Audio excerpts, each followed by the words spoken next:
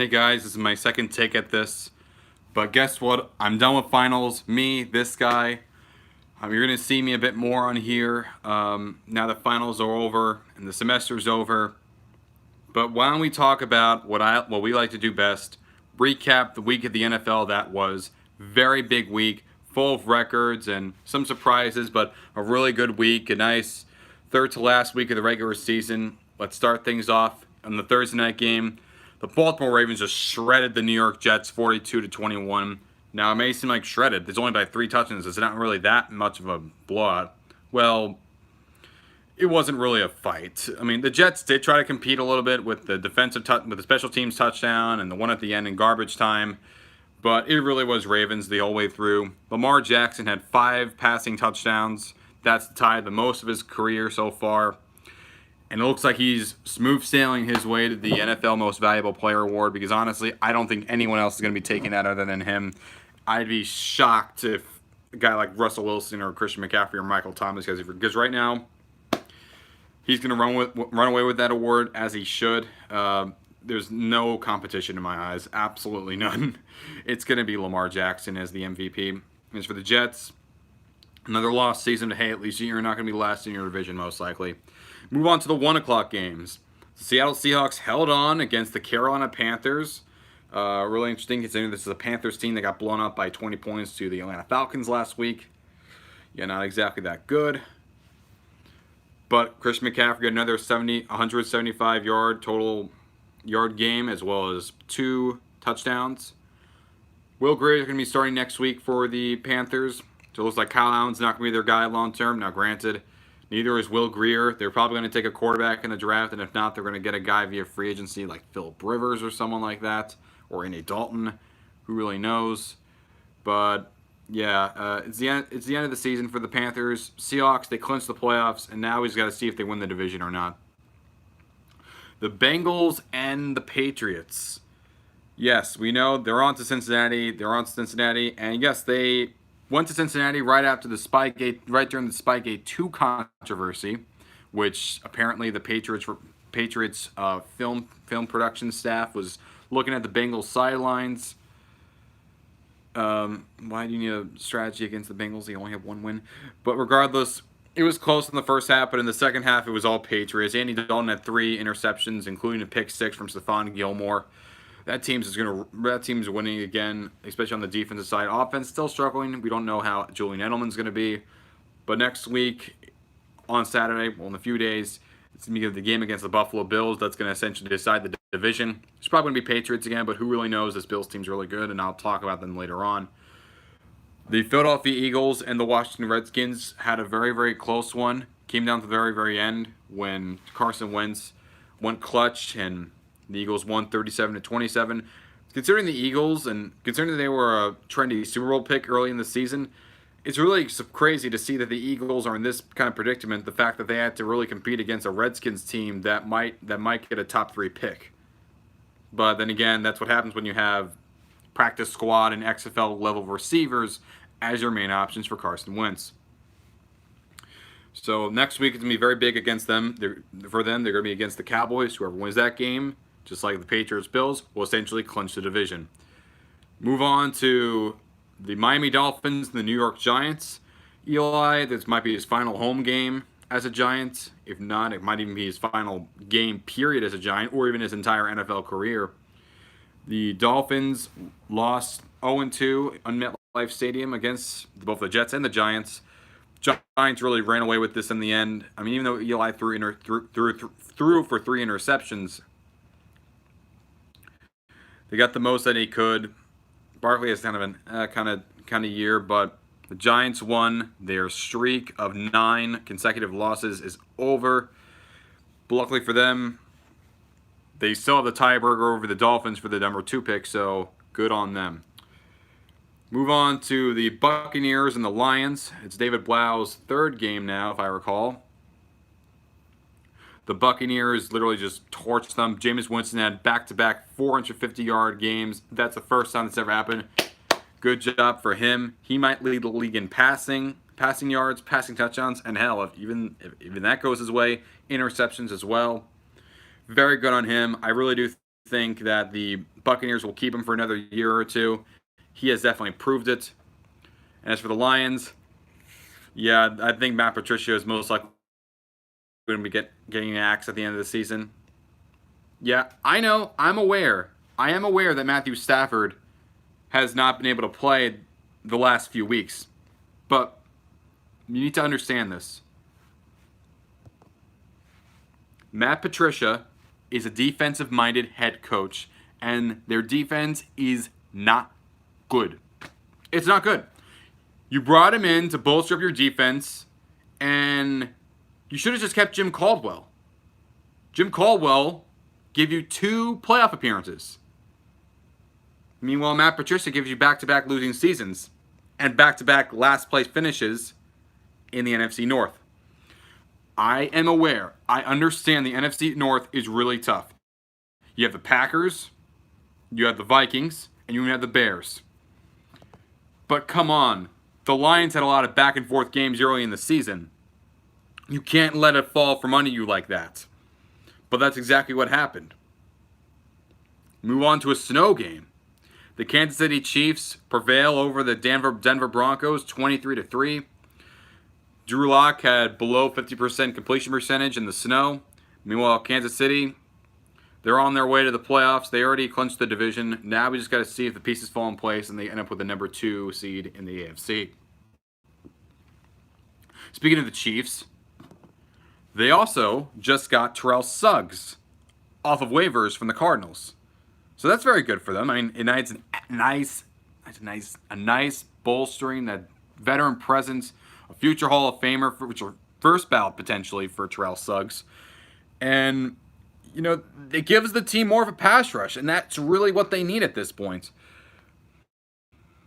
And you look into the Bears and the Packers, and their 200th meeting all time.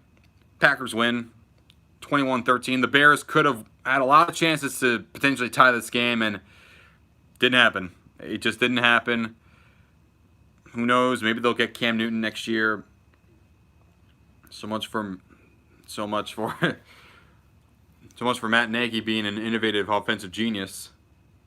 Matt LaFleur, in his first ever year as a head coach of the Packers, leading his team to the playoffs with 11 wins. Very, very impressive. Very great job for him. I understand the Packers may not be as good, but 11 wins is 11 wins in Week 15. You got to get what you get. And you might get the number 2 seed. Now, do I trust the team as much as someone like the Saints, Seahawks, the 49ers? Not as much. But they are a competitor. They are a competitor for sure. I mean, Lambeau could be tough to play. You really can. Come playoff time.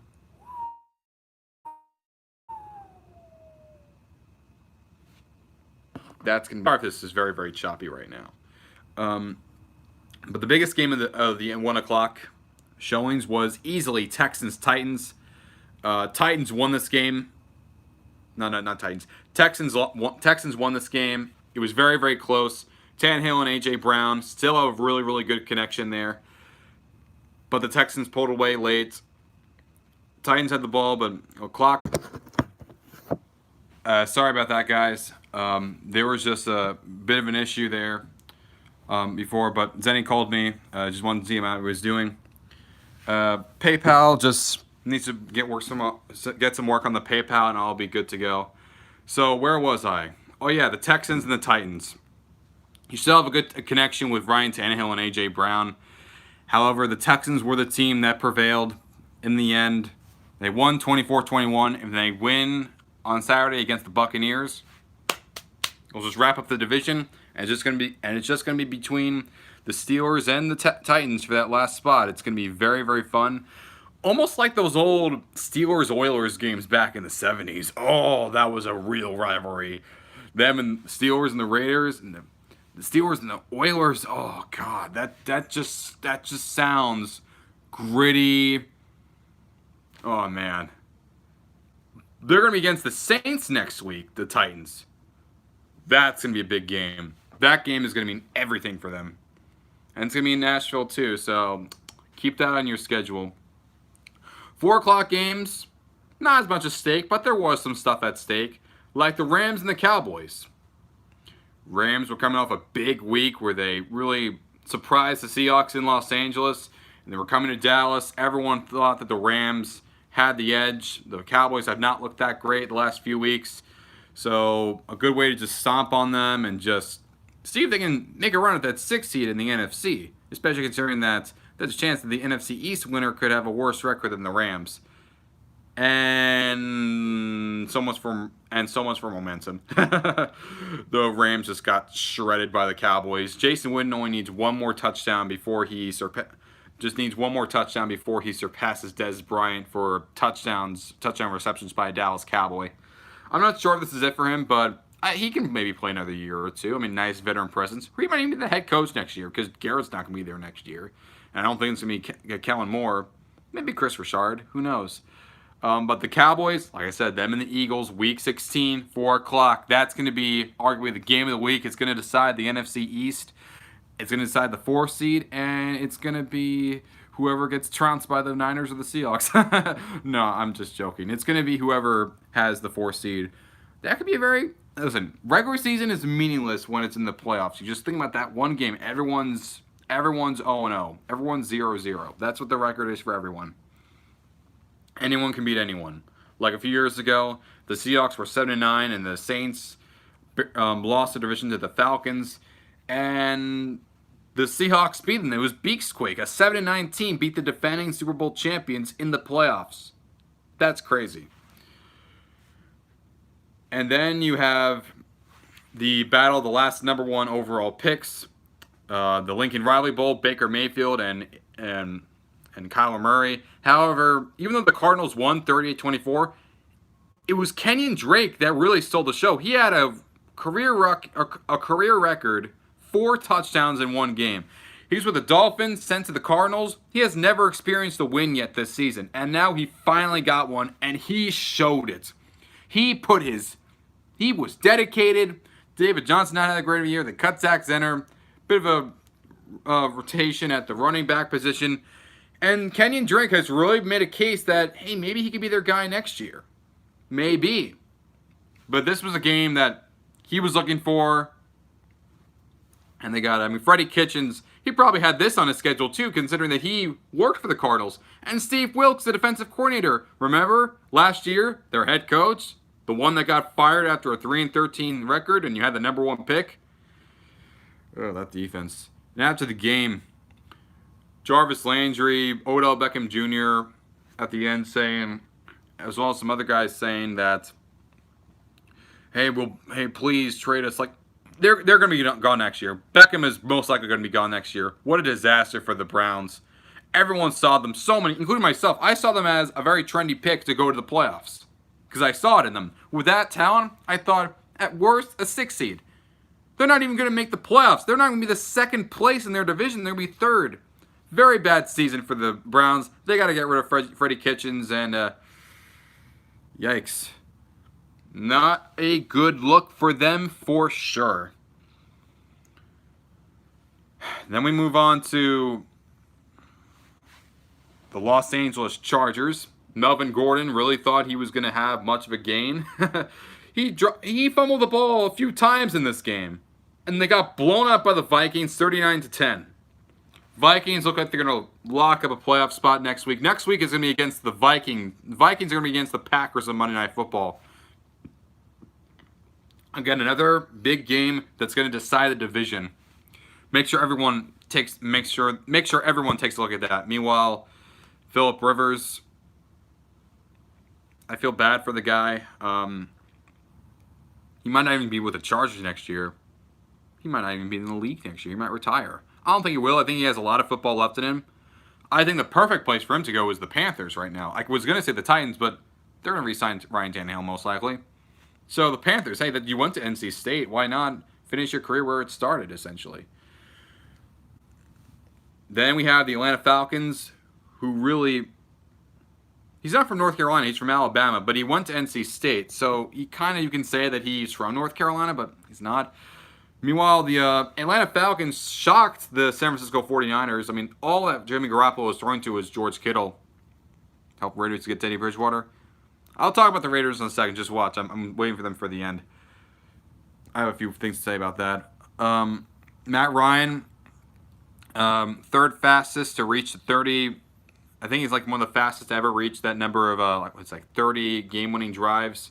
Truly remarkable player. Most underrated quarterback in the league, no question in my mind, is Matt Ryan. No Calvin Ridley, no problem. 2 seconds to go, Julio Jones touchdown.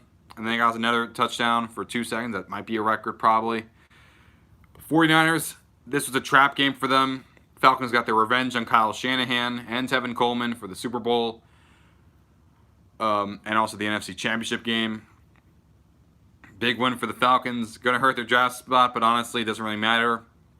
They're playing for Dan Quinn's job. He might be there next year. I don't think so, probably. Now, the 49ers, this is not a game you could afford to lose. You're now the Seahawks are the tiebreaker over you, and yeah, it's gonna come down to Week 17. A lot of these games between other opponents is gonna come down to the final meeting between these two in Week 17. That has to be Sunday Night Football. That's gonna be flex. No question in my mind. That's gonna be flexed. That's gonna be the division championship right there. But hey, you still do just gotta win these next 2 games. Cheesy, say Baker Mayfield's trash. So much for him being the future of the NFL. He's had more commercials this year than wins. More commercials than wins. Lamar Jackson is by far the best quarterback in that draft, no question. Lamar Jackson is like up here, then Josh Allen, then Sam Darnold, and then there's Baker Mayfield around there, and then down at the earth is Josh Rosen. Poor dude. Mason Rudolph might be even worse. Speaking of Mason Rudolph, there might be some calls for him to return as the Steelers starting quarterback. I'm not too sure, though, because the Bills, in a very low-scoring game, really defensive battle, the Bills beat the Pittsburgh Steelers in Pittsburgh. This is the Bills' first ever Sunday night game since 2008. Bills got out the win, their second playoff appearance in the last 3 years. He's getting some confidence. I'm not going to sleep on the Redskins. I think they've been very, very competitive these last. He's getting some confidence. I'm not going to sleep on the Redskins. I think they've been very, very competitive these last few games. And hell, Bill Callahan might keep his job and become full-time head coach. I'm not too sure, but who knows? But going with the Bills and Steelers, Bills got the win. They only scored 1 touchdown in the second half. That's all they really needed.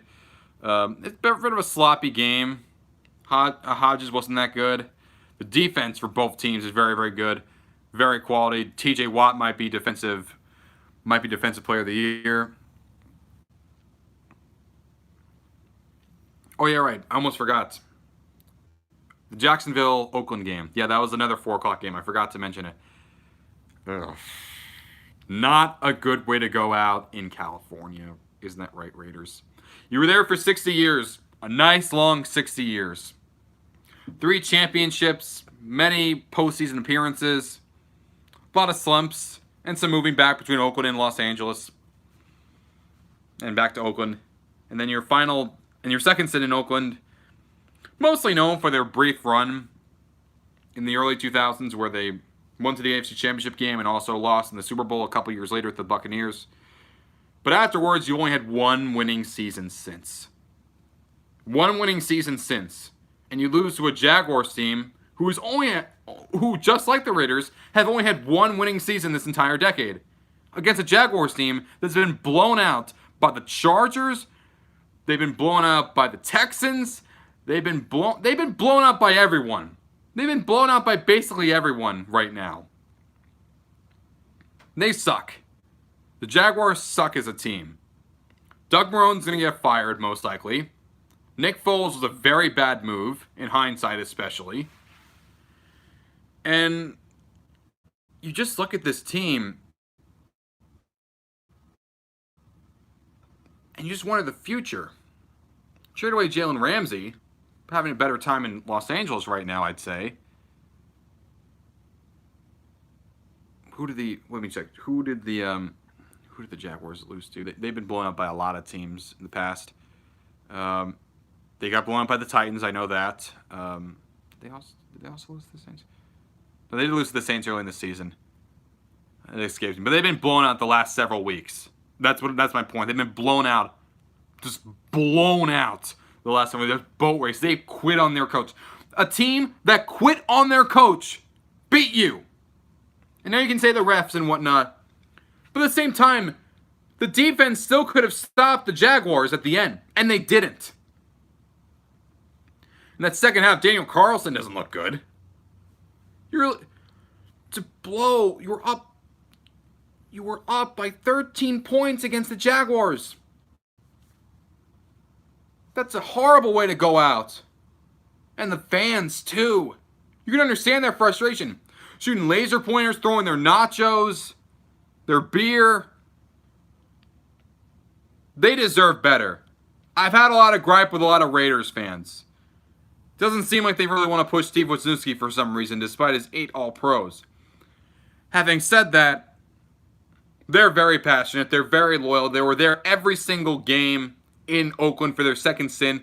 For all the garbage draft picks like DJ Hayden and, of course, Jamarcus Russell. Just a mess. I thought this team could push for the playoffs.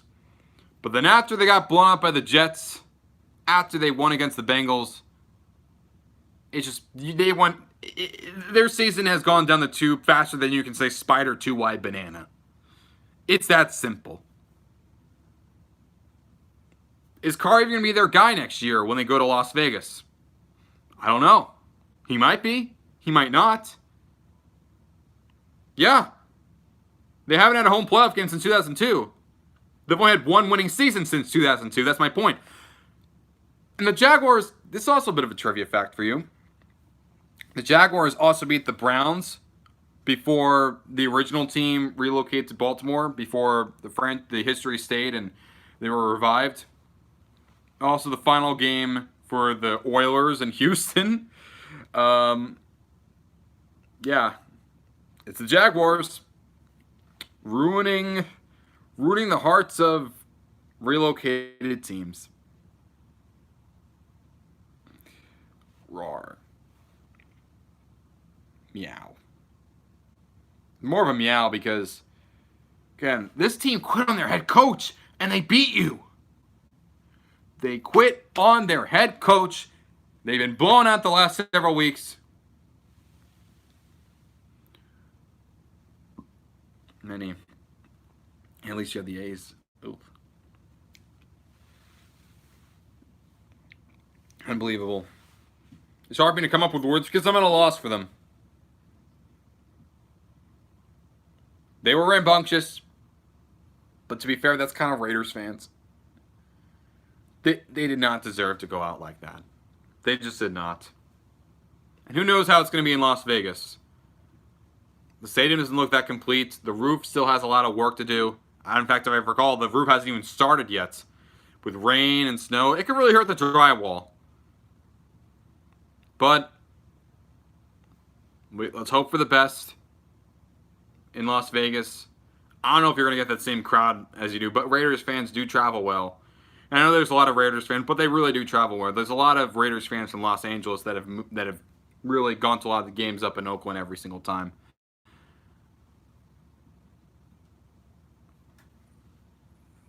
But the biggest performance by far had to be the Monday night game from Drew Brees.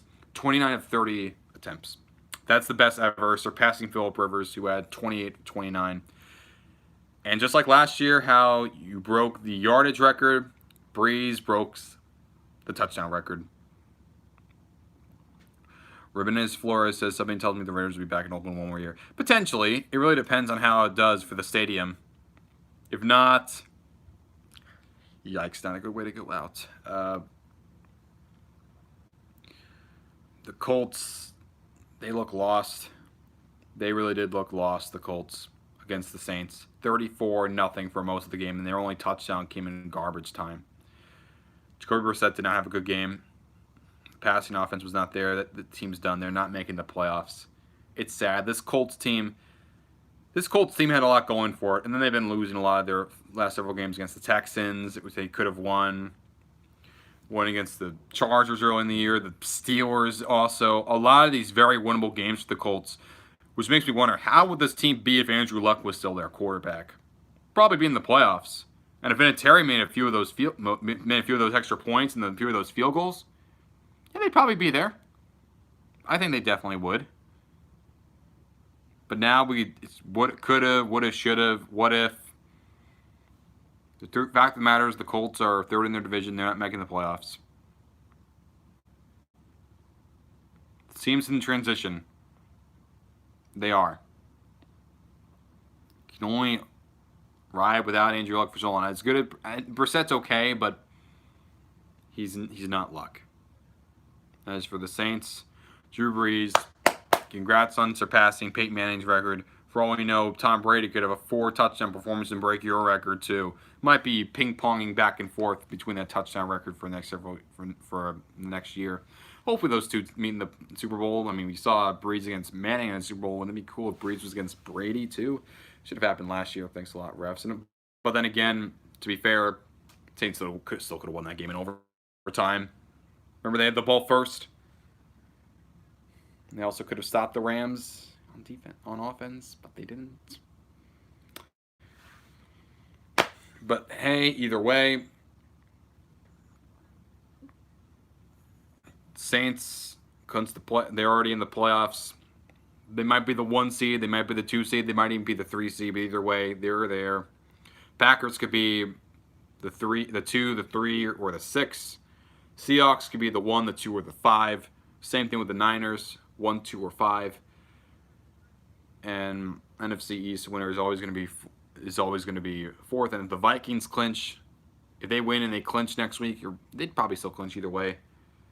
They'll be at worst the 6 and at best maybe in the 1 if all things go their way. But yeah, that was the recap for the NFL week. Also with the Saints, their defense has got more help. Janoris Jenkins just can't keep his mouth shut. Calling a fan a retard, really? And owning up to it, like not owning up to it, yeah, you're going to get cut. Now you can be teammates with Eli Apple again. Yay! Adds more depth for that secondary. Really helps him out come playoff time. They really should have tried to trade him by the trade deadline, but they didn't, and they didn't get anything out of him. He doesn't want to be there anyway, so who cares? Josh Gordon suspended again. I think this is probably it for him. He had many chances, but at this point, gotta cut your losses. And finally, the most important part of the entire time was Antonio Brown. Now look, I think until it's proven that he raped a woman, he's innocent. Right now, he's innocent, but he's not doing himself any favors. Saying, yeah, they really, yes, Ezekiel, they should let the players smoke marijuana. If the MLB has done it, the NFL should do it too, especially considering that there's much more of an issue in the NFL than there is in the MLB, considering that players are always getting hit back and forth. MLB, they don't really get that. It's not much injuries. I mean, there's injuries for the MLB, don't get me wrong, but their bodies are not colliding against each other 100 miles an hour. Colliding and blocking and sacks and interceptions, the deflections. It's a much more physical game than the MLB, and it gets a lot more injuries. Therefore, marijuana should be legal. They should legalize it. Maybe the next players' owners negotiation, they really should do that. And going back with Antonio Brown, he's been calling out people, accusing Big Ben of it, even though those charges were dropped a while ago.